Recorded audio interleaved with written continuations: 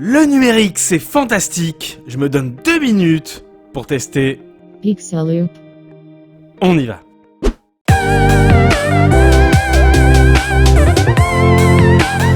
Pixaloop est une petite application mobile disponible sur Android et iOS, développée par Lightricks, société israélienne née en 2013.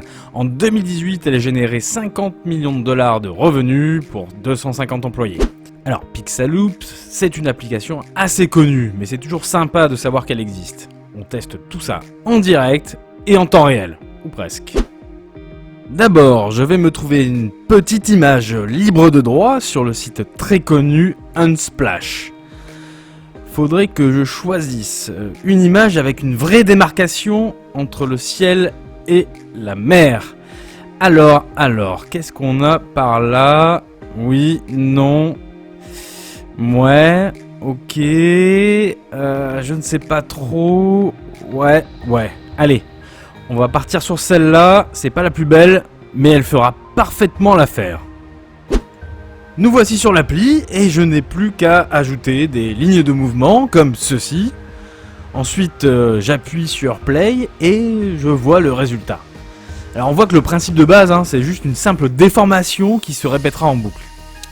Maintenant, je vais juste positionner des points d'ancrage, c'est ce qu'ils appellent des points d'ancrage, de manière à indiquer au logiciel que à cet endroit-là, il ne faut pas que ça bouge. Donc j'entoure évidemment l'horizon et le petit rocher que l'on voit sur l'image. Je clique sur Play et je vois le résultat. Tout de suite, on voit que le mouvement ne concerne plus que l'eau.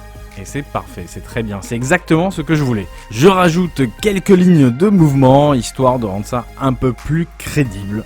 Bon, à voir. Une autre fonctionnalité que j'aime beaucoup, c'est la possibilité de changer le ciel à la volée et de l'animer en plus.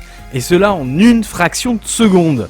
Certains modèles de ciel ne sont accessibles qu'en version payante, mais même avec la version gratuite, le résultat est vraiment bon. Si vous prenez une photo avec un ciel un peu gris, franchement, ça fait le boulot, sans devoir passer encore plus de temps sur Photoshop ou Illustrator. Maintenant, il ne reste plus qu'à exporter notre œuvre d'art, et nous avons plusieurs choix possibles, soit l'enregistrer sous forme vidéo, soit l'enregistrer sous forme de GIF ou de GIF, ça dépend dans quel team vous vous situez. On admire maintenant le résultat, et pour 1 minute 30 de travail, je trouve que c'est très correct. En conclusion, je regrette un petit peu qu'il n'y ait pas de version bureau. Je regrette aussi que le fake soit assez visible. Mais enfin bon, le peu que ça le fait bien. D'autant qu'ils viennent tout juste de proposer une version payante Lifetime pour 65 €. Et sinon, autour de 2 € par mois pour un abonnement à l'année. Sur cette version 2020, en février, je lui accorde la note de 15 sur 20.